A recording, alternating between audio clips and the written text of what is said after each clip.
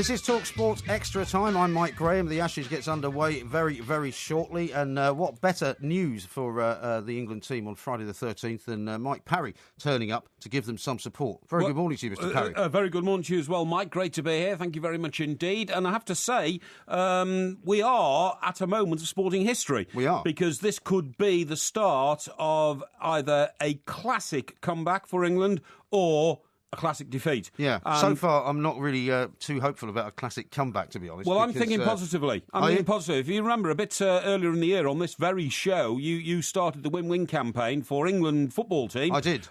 With your friend Uri Geller, and that seemed to work with the positive thinking. So I'm going into positive thinking mode, and I'm really... Look, I can't predict that it's going to happen, but at, 100 to 1 you could get on England winning this series now, 3-2.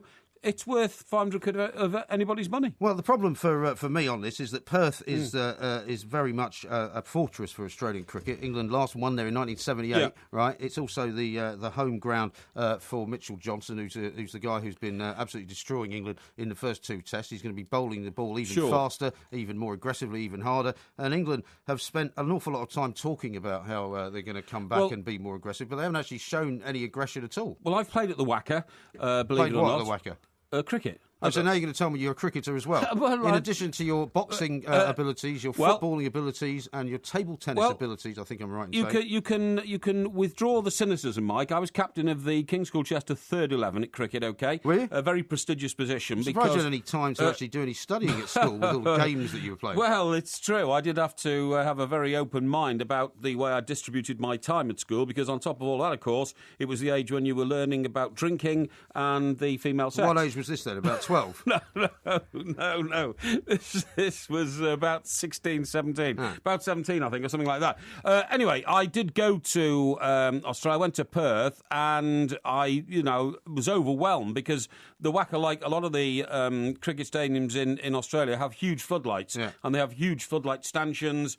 It looks more like an English football ground, if you know what I mean, with the amount of lights they've got and all that kind of stuff. And we got out there, and I played in a media 11. Against a local press 11. I think the West Australian is the newspaper out there, and because we were in West Australia, the state. So you would be, yeah. Exactly. So what was your strength then, batting or bowling? My strength was batting. I had a very, very good eye. When I was a darts player at university, I was known as Dead-Eye Dick, and I think that held me instead as well. So darts, cricket, football. Is there any sport that you haven't excelled at then? Well, it depends what sport we talk about next, and I'll tell you to which level I got. But anyway, look, the point of this is that it's a very different place, Western Australia. I had a private plane when I was there, and we used to fly from place to place over... It's the only way to get anywhere, isn't it? It is. You're absolutely right. And we used to fly over areas of Western Australia, because people don't realise how big Australia is. And the pilot used to look down and say to me, you see down there? So he said, no white one has ever set foot on the ground below us. It was Aboriginal territory, for tens of thousands of years. And he said, I doubt whether any white man has ever actually explored this area that we're flying over now. If we go down here, we've had it. There is nothing there. And that was always the fear, actually, of pilots who... Because as you quite rightly say, you've got the flying doctor and all that kind of stuff, But anyway, we got up to a place... Funny enough, there's a didgeridoo being played just before the Ashes test gets underway, so very good timing there. Yeah, very good timing. And, of course, that endorses what I've just told you about the influence of Aboriginal culture there. We went up to... That's a didgeridoo. That is a didgeridoo. That's very good. I played one of those once. I'm not sure this is going to encourage positivity for England, though, is it? Well, it's a bit like when you Should we get them to stop it? You probably should stop this now, because we really don't want to encourage any kind of any positivity for England, for Australia at all. Having said that, it's like when you face the All Blacks and they do the old haka, Yeah, be careful. All of this equipment's quite expensive. Calm down. But what I'm saying is, all that does for me is think we're going to beat you today because you're challenging us. You know what I mean? So I think in a way it can be deemed positive. Anyway, getting back to Western Australia, we flew to a place called Monkey Mia, where I did a day-long study in dolphinery. Because it's about dolphins. Dolphinery? Dolphinery. Are you sure that's what it's called? It's called dolphinery. And it's Australia's absolutely top resort for dolphins. You swim with them, okay? And I went out and I swam with these dolphins, learned a lot about the dolphins. Fantastic like what, creatures. for example? Well, male dolphins are very, very aggressive towards female dolphins. They're not the nice sort of pat them on the nose type creatures that you might think they are. Yeah. And also, you see a lot of female dolphins with chunks taken out of their fins, and they've been bitten by the male dolphin during the mating season. They can get very aggressive, So you have to be very, very careful of that. But the other thing you learn, Mike, is just how sensitive these creatures are to the environment of modern man, modern Homo sapien, OK? The Aborigines understand this, modern man doesn't. For instance, before you go in the sea where there are a pod of dolphins, you take a shower and you get rid of all the sun cream and that stuff that you've got in your body. They don't like it. Well, once you get in the water and it comes off you, it goes in through their spout, and it would be like you inhaling oil, you see what I mean? Their spout? Yeah, yes. Is that what it's called? Yes, exactly. Is that the scientific name for it? Yes, it is, yes. Okay. Yes. And you have to be ever so careful. So what I'm saying is that there is a culture about West Australia, which you probably haven't appreciated until I came to the studio and told you about it. I haven't been to Western Australia. I haven't been to Australia at all, actually. OK, some of the valleys in Western Australia are up to 400 million years old. And you say to me, well, what's that got to do with, the price of fish? How is that different from any other part of the world? Well, everything's the same age, isn't it? No, because these valleys are exposed to the atmosphere and you can see the raw materials within those valleys, and they have open cast mining in which they dig out iron ore. Iron ore is then put onto trains. Some of the trains, which carted away from Western Australia to the north to be exported to China, are 2 miles long. Yes. The trains are 2 miles long. It's not very interesting, I have to tell you. No, it is very, very interesting. We're supposed to be talking about the ashes. Yes, but I'm talking about the culture of Western Australia, how tough people are out there, and that in itself will have an influence on the attitude of the crowd at the Wacker. Well, that's what I'm trying to tell you. Mitchell Johnson, who is as tough as a local boy. He's actually from Brisbane originally, but he plays there now. Yes, and so this is like his home turf. That's what I'm saying, local boy. Home turf. Local boy. Australia have won the toss yet again. I don't know if you've got any magical ways of trying to make England win the next toss, if there is one, because they've called heads 3 times now and not won one of them. Yeah, it's those sort of things are indications that it's not going our way. However, I have to be absolutely and utterly positive about this one and say England will win this test, and that sets up the rest of the series beautifully. It would be a shame for everybody involved, including the Australians, if the Aussies won this one. It would be. And the last 2 tests were dead rubbers. It would be unfortunate because an awful lot of people, England cricket fans, were going out for the last 2 tests, yes, hoping that England hadn't won by 3-0 by that stage. But of course, that's now right. it's completely reversed. But we'll be keeping updated with Jack Bannister, of course, as things get underway, and they're going to get underway very, very shortly indeed. We've got a lot of football to talk about, though, Mr. Parry. That's enough about cricket, really, because I don't feel that you're an expert in it. So as much as you might say that you played it, I think I've given you expert opinion on the location. You certainly have. I know a lot more now about Western Australia than I didn't think I ever needed to know. Yeah. But we're going to talk about the Manchester problem, whether United and City are undergoing some kind of power shift. And also, I want to talk to you about the whole problem as well. The whole problem. And we'll talk about QPR as well with that new stadium plan. Maybe we'll even talk about Blockbuster. We are going to talk about Blockbuster as well. Mike Parry is here. I'm Mike Graham. We are the 2 Mikes. More after this. Crazy, but that's how it goes. Millions of people living as home. This is TalkSport Extra Time. I'm Mike Graham and he is Mike Parry sitting next to me here. We've talked about the Ashes, which is now underway. We'll keep you updated with that as soon as a wicket goes, hopefully sooner rather than later. But let's talk football now, Mike, because you might have heard as you were coming in about my theory, my question really, whether there's a power shift going on in Manchester, as Manchester United I think it's a very good point. Very much in the doldrums, and City seem to be kind of settling down under Manuel Pellegrini. David Moyes has got a big problem, hasn't he? David Moyes has got a problem. I'm not sure it's a big problem because he's got fantastic resources. But 1 or 2 points that we haven't encroached upon there to add weight to the balance of the argument. I agree with you. Probably only 3 Manchester United players would get into the City team, unless you take the young boy up front, Zouane, is it? Zouane? Is it Zouane? The 18-year-old? You mean Januzaj? Januzaj. That's something like Zouane. Well, it's a very interesting pronunciation. No. His mates do shorten his name and call him Yuan. Really? But you're absolutely right. That's his name, Januzaj. And and the point I was going to make is that you've got to remember that it's taken City quite a number of years to cash in on their extraordinary luck. by getting a decent owner from the Middle East, you mean? Two things happened. First of all, Manchester City got a free stadium. Yeah. That doesn't come cheap, right? Free stadium. Imagine if Everton were offered a free stadium now with the team they've got, with Roberto Martinez, with a chairman like Bill Kenwright. They'd be winning Premier League titles if you've got a free stadium. What's held Everton back for the last 20 years is their inability to make enough money. Inability to make enough money, inability to finance a new stadium, which would give them extra revenues, obviously, and a much greater image for the purposes of a Middle East investor, perhaps, coming and buying the club. But what I'm saying is, City have had a free stadium in the guise of the Commonwealth Games Stadium being handed over to them, and they've had free billions. They have laundered upon them up by until this season. It hasn't really kind of. I mean, obviously they won the Premier League, didn't they? But then it hadn't really gelled under Roberto Mancini. But now you wonder whether it's starting to happen and whether they will be in the ascendancy for a while, and Manchester United will have a kind of a quiet period. Should have happened 5 or 6 years ago, shouldn't it? With the new free resources they've got. Whereas you take Manchester United, all their success is built simply on the genius of Sir Alex Ferguson to give them a consistent run at the top of world football, never mind English or European, top of world football for 25 years. And they're still loaded, burdened with huge amounts of debt due to the circumstances under which the club was taken over by the Glazer family. In the sense that it was a reverse deal where debt was loaded on the club. I don't think they can afford to be, second tier as a football team. They have to keep getting Champions League football. They have to keep getting into the top four, even if they don't win the Premier League for a while. And interestingly enough, we were hearing from an ex-Everton player, Alan Stubbs, talking to TalkSport earlier on in the day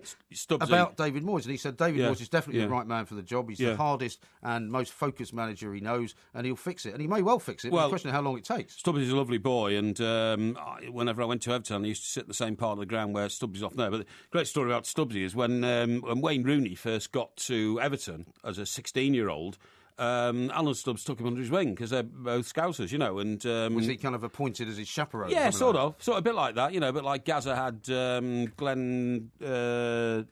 What's his name? Glenn Hoddle? No, Glenn Roeder. Glenn Roeder as his sort of minder when he was there. And what happened was Everton were playing Chelsea down in London, and they were staying at a hotel nearby. And Alan Stubbs said to Wayne, "Come on, go for a walk down the King's Road, just to exercise and all that. Get a feel for the place. Get a feel for the place, absolutely. Get a feel for the atmosphere and that kind of stuff."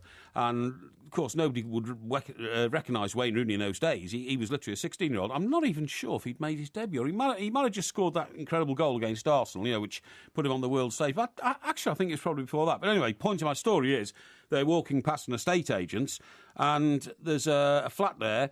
In the window, £1 million. Now, we're probably going back 10 years now, so, probably worth £2 or £3 million in today's money. And Wayne Rooney comes from Croxteth, where the average price of a house at the time was about £27,000. And he said to Alan, "Hey, Stubbsy, look at this. I can't believe it, look at that. Million nicker for the gap. What's going on here?" And Alan said, "You're not going to do that all the way through the story, are you?" So Alan said, somebody said, "No," he said, "honestly, well, that's about the average price of a place around here. It's very expensive." I can't believe it. Can we go and have a look?" And they went and had a look, and they both had Everton tracksuits on. So you got a couple of Scousers in this elite estate agency on the King's Road, asking to be shown the flat. Absolutely, and in what looked like shell suits rather than tracksuits. The whole office apparently was staffed by women, didn't recognise them as footballers or even that they had footballing attire on. And within a few minutes, a police car arrived and wanted to know what these guys were doing. And they explained who they were, and everybody shook hands and went away. Shocking story. It's a shocking story of victimisation, isn't it, against people from the north of England? Prejudice is absolutely the word. But anyway, Mike, that's a story and now not related. Probably buy about a couple of dozen of those flats. I'd imagine so. I mean, he's got a house in Barbados alone, which is worth £5 million. I don't know what his place in Cheshire's worth, but I bet you it's not less than 3. And these people become very rich very soon. Let me read you the first couple of paragraphs from Stephen Howard's column in the Sun this morning, in which he says there have been 3 standout performances by an English team this season, all from Manchester City. 4-1 battering of United, 6-0 annihilation of Spurs, and this week's 3-2 win over European champions Bayern Munich at the Alliance. He's making the point that you've been making, Mike, since the start of your show. The the balance of power in Manchester is shifting. I think it is shifting. It's going to be a very interesting few weeks and months. And, of course, this weekend, it's a big, big game for Manchester City against Arsenal, because that's going to be a true test of perhaps who's going to end up winning the league. And United going to Villa. Which won't be easy either. No, it won't be, because Villa, funnily enough, just having these sort of battering ram type results, i.e. day one at the Arsenal, they won 2-1. And ever since then, they've been kind of in poor form, but occasionally get this sort of battering ram type result, you know? Yeah, exactly right. Now, what about AVB, though? Because Tottenham had a good win last night. It wasn't really unnecessary. It didn't really matter about the victory. But AVB says that he's now kind of coming out of that big loss to Manchester City, and things are now looking up for Tottenham. And Soldado managed to score some goals, got a hat-trick. And I wonder whether Tottenham might be on an uprising swing, because you are not a big fan of AVB's. I'm not a big fan, and let's face it, he's talking about a 2-1 victory over Fulham and a 4-1 victory in the second European tournament, which to my mind is absolutely worthless. Tottenham would be much better off outside of the Europa League, because it just gets in the way of their domestic programme. If they've got domestic ambitions to be in the top four in this country, the last thing they need is the irrelevance and nuisance of having to travel to perhaps Romania or something like that. I think there's a bit of action, Mike, somewhere in the world. What's been happening? A wicket in the cricket. Let's go to Jack Bannister. Hazard! And huzzah! A hit! A very palpable hit! Quick! Time for a TalkSport Ashes update with Bombardier beer. English, ever reliable and damn tasty. Bang on! Brilliant fielding, absolutely brilliant, and at the end of a very, very poor over by Stuart Broad, who's out, but the Chris Rogers, he got 11, including a couple of fours off Broad, who bowled too much leg side, but Jimmy Anderson pounced on a ball when he went for a quick single of wide mid-on, and with only one stump to aim at, down the wickets went, and that's one wicket, and the sooner they get Michael Clarke in, remember he averaged over 200, a couple of double hundreds, and he averaged over 100 in Adelaide. At Perth, quicker wicket, he averages 44. Get him in early, that's the whole point. But England have got off to a great start, losing the toss. Australia batting, Rogers run out by Anderson, and they are 13 for 1. Well, that's quite a start, isn't it? Perhaps your positivity is actually going to work. Absolutely amazing stuff. I have to say, that is very, very encouraging. But we've seen this happen before. Quick early wicket sometimes steals the resolve of the opposition, and the next one won't go down until you're up to 150, you know what I mean? So they've really got to capitalise on this now. That's fantastic now. What a fantastic early break for England. Well, not early break, I mean, it's application to the job, isn't it? But it's very encouraging. It certainly is. Mike Parry and Mike Graham, we're going to talk about blockbusters shutting down, coming up next on TalkSport. Blockbuster. Stop that.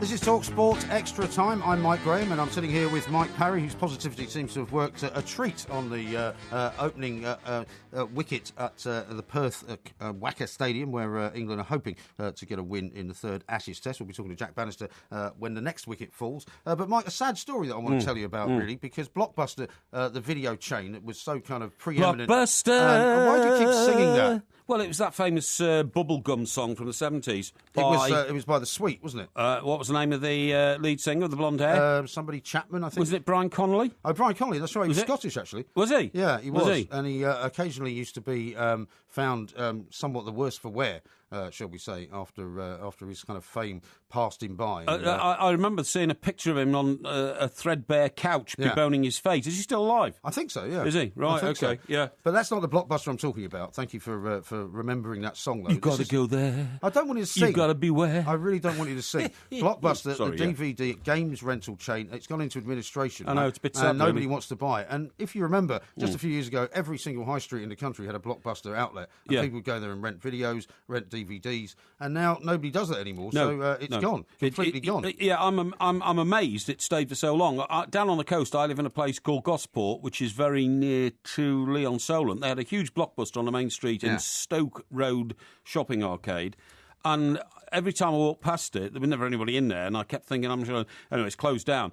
They post your video back through the door overnight thing, right? It wasn't really an invention as such. Well, they came up with it first because otherwise you were getting fined for 5 days use of the video when you only used it for one day and all that kind of stuff. But I mean, it's not surprising it's gone, Mike, because I'll tell you a sorry story about myself today in relation to films. Right, I got a new Sky HD box. You're the sort of guy that would probably still have a video player, wouldn't you? Have you still got a video player? I've had one installed. I've still got tapes of Everton Football Club 85 and 87. Why don't you get them transferred onto a DVD? Our championship years. Well, I suppose you could, but I mean, where'd you go? I don't know where you go to do that. I've still got them. So I had a new Sky HD box, but also when the guy came round, I got him to bring me a video, and I've had a new video installed. And in fact, it's got a machine whereby you can transfer the video onto a CD. A DVD. A DVD. So you can do it yourself then? I think you can, but I don't know how to use it, so I probably won't do it myself. But anyway, the point of my story is this. I didn't realise when the old box went and the new box came, I've now lost totally all my recordings. I thought it was all contained in the card. But that's an idiotic... No, that is an idiotic assumption. So what have you lost then? But, well, when you get a phone and you've got a SIM card in it, most of your information's on the SIM card. So I thought an HD box with Sky was the same. I have lost everything. Everything being what, though? Well, Beatles documentaries going back 2 or 3 years. You see these on the arts programmes, you see them on BBC 4 and all that kind of stuff. You've already watched them, though, presumably. Well, some of them I haven't, because some of them I was out late one night and I just recorded them and I was going to get round to watching them. If you haven't got round to watching them in a couple of years, then presumably you don't miss them that much, do you? Well, the point I made with the chap this morning when he told me I'd lost everything was, and I was distraught, well, the most distraught thing I was distraught about is I've lost about the last 12 or 14 episodes of Coronation Street. So the next time I watch Coronation Street, I will be so ignorant of the way the plot has gone. I thought you watched Coronation Street every night it was on. Well, yes and no. Sometimes I do, and sometimes I have to just let it go onto the old box and I watch it later. You see so what you I mean? haven't watched any for 12 weeks, is that what you're saying? No, because there's 4 or 5 episodes a week, so I haven't watched any for 2 weeks. You see what I mean? You've got to keep up with this sort of thing. Well, I've never watched Coronation Street. Well, so you should. I mean, watching the soaps in this country is a prerequisite of being able to understand how our country works. A prerequisite? Yeah, prerequisite, that's right, yeah. And so I'm distraught at that. I'm distraught at losing all my Beatles stuff. I'm distraught, for instance, did you see the Lucan programme this week? I didn't know. I did, but I got rather tired towards the end, so I just put it on to record. So you recorded the end of it? I recorded the end of it, but it's now gone. I don't want to spoil it for you, but he disappears. Well, that's a very, very clever thing to say, and you think you're the smartest guy in the world, except for the fact that there's episode 2 coming up next week. Oh, well, maybe they'll find him then. And that will recap on the end of episode 1, but I still won't get to... I'm not sure whether he's murdered the nanny or not yet, because I didn't watch the end of it. So, pretty distraught about that. So, getting back to Blockbuster, Johnny, what I said to the chap from Sky who put it in the new box, I said, I've lost all that stuff. He said, look, if I were you, I wouldn't worry.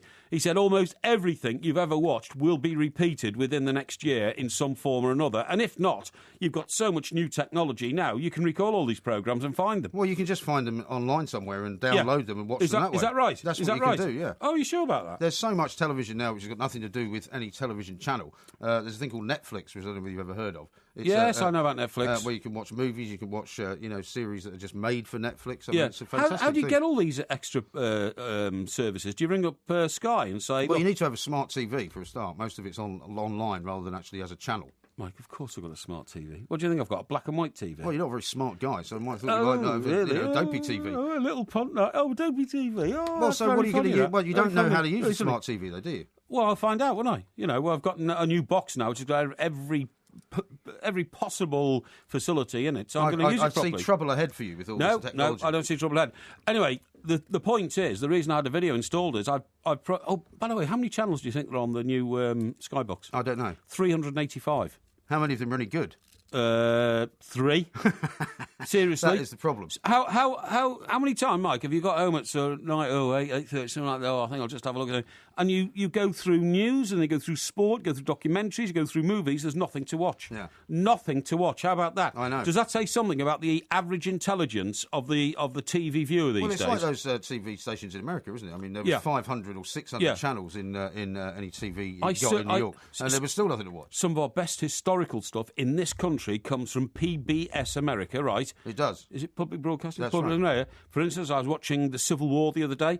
I've seen The Men Who Made America, fantastic series of documentaries on Henry Ford. On Did you watch that one all the way to the end, or do you still not know what happened in that? No. I watched that to the end. The guy who they founded the music hall after in New York, Andrew Carnegie, a Scotsman who went to America and invented steel. Yeah. How about that? Hey, that's Right. not bad. That's not a bad way to go about You spend a lot business. of time watching television by the sound of it. Well, I like to fill my brain full of information, and you get a lot of that from these documentaries. You probably spend your time watching things like Neighbours. I don't watch soap operas, no. Everybody- In fact, I hardly watch any television at all. Where do you acquire your information from then? Well, I read a lot. I watch the old documentary. I watch the Yeah, news. but you see, you don't read. When did you last buy a newspaper?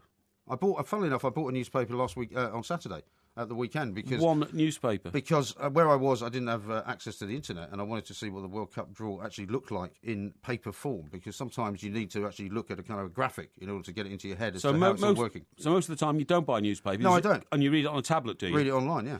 That's a sign of the time. I never thought I would ever do that, funnily enough. A few years ago, I Sign of thought the I would times. buy 3 newspapers a day for the rest of my life, but I just don't do it anymore. Yeah, well, I've got some sympathy with that, but I still prefer, I don't know, maybe the smell of print or the feel of print, or I like to see ink on my fingers or something like that. You Well, know, we still get all the papers in the office, of course. Yeah, So it's not as yeah. if I don't see a newspaper every night that I'm here. no, so you're okay if the newspapers are free, but you don't put your hand No, in it's the nothing pocket. to do with that. It just so happens that, when they're here, I'm going to look at them, obviously. Don't you think that a newspaper is still the greatest value for money in the world? I mean, It is. here in front of me, I've got all tomorrow morning's papers. Right, they range from the Daily Mirror, which costs 50p, the Sun, which costs 40p, the Daily Mail, which costs 60p. Now, for that would be £1.50 altogether. Those 3 papers. The amount of information you get in You can't those take it all in. is astonishing. It is absolutely astonishing. But you see, now with Twitter, it's a different ballgame, isn't it? Because course you it can is. now be kept up to date. I mean, by the time you've read most of those stories in the newspaper, if you've been on Twitter, you've read them already the day before, 24 hours earlier. Guess what I've discovered, Mike? What have you discovered? You and I could put out a 30-second piece of audio